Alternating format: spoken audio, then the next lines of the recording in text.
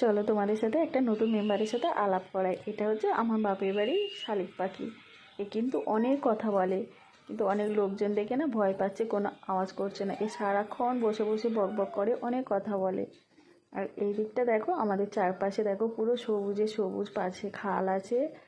আর এই দেখো কত সুন্দর ফুল ফুটেছে, সাদা জবা, পাশে আর হলুদ জবা, অনেক কিছু ফুল আছে। এই দেখো হলুদ জবাটা কতটা সুন্দর লাগছে, নয়নতারা আছে, অপরাজিতা আছে। পুরো বাড়িটা চারপাশে পুরো সবুজে সবুজ, আর সবুজ পরিবেশটা কত সুন্দর, আর একদম তরতাজা অক্সিজেন। দেখো পুরোটাই তোমাদের দেখাচ্ছি আমার বাপের বাড়ির পরিবেশটা চারদিকের। এই দেখো কত রকম জবা গাছ আছে, কিন্তু এই গাছের জবাটাও কিন্তু খুব সুন্দর ফোটে, থোকা টাইপের। আর এটা হচ্ছে আমার বাপের বাড়ির পুকুরের, দেখো চারপাশে আম গাছ আছে, সুপারি গাছ আছে, অনেক রকমের গাছ আছে, আর নারকেল গাছ আছে। আর এই পুকুরে ওরা সবাই মানে বাসন মাজা, স্নান করা সব এই পুকুরেই করে ওরা। গ্রামের পরিবেশ যেটা হয় সেটাই আর কি।